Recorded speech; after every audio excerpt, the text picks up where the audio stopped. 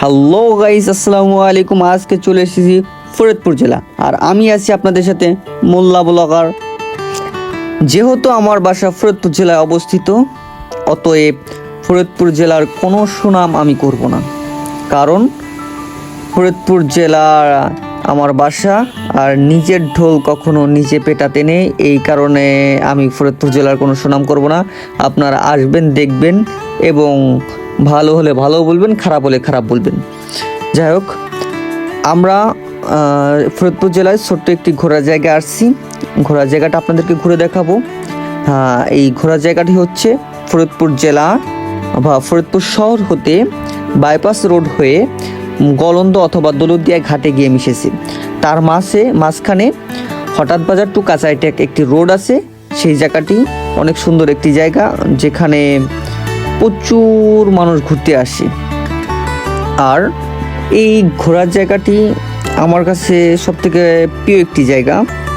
আর এই জায়গাটি অন্য অন্য জেলা থেকে লোকজন ঘুরতে আসে কিনা আমি সঠিক আপনাদেরকে বলতে পারছি না, তবে সবথেকে এই জায়গাটি ঈদের সময় সবথেকে বেশি মানুষজন ঘুরতে আসে।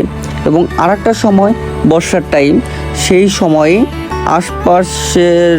পাশের জেলা রাজবাড়ী থেকে হয়তো কিছু লোক আসে, বাট অন্য অন্য জেলা থেকে আসে কিনা আমি বলতে পারবো না।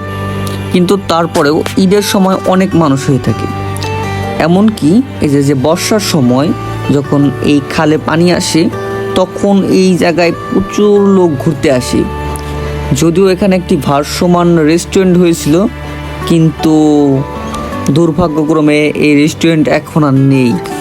এই জায়গাটায় ঘোরার সবথেকে ভালো একটি ফিল হচ্ছে গ্রামীণ পরিবেশে নদীর ধার দিয়ে যখন ঘুরতে যেরকম মজা লাগে, এই জায়গাটি ঘুরতে এরকম মজা লাগে। কারণ এটা রাস্তার পাশে, এটা হাইওয়ে রাস্তা না হলেও এটা বাইপাস রাস্তা, অনেক ভালো চওড়া রাস্তা।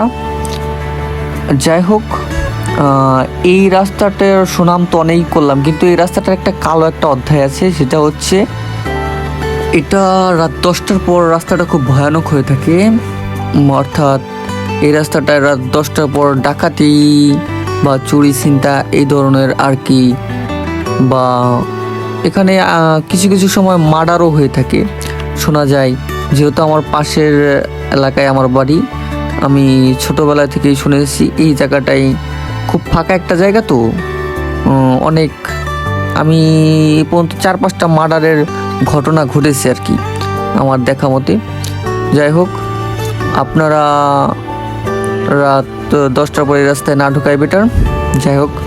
যাই হোক, যদি কোনো আমার ভিডিও দেখে কোনো আশেপাশে জেলা হতে যদি ঘুরতে আসেন, অবশ্যই আমাদেরকে নক দিবেন। অবশ্যই তাদের সাথে আমরা দেখা করার চেষ্টা করব ইনশাআল্লাহ।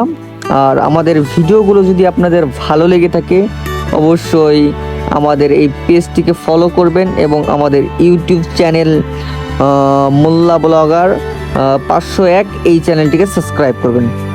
ধন্যবাদ।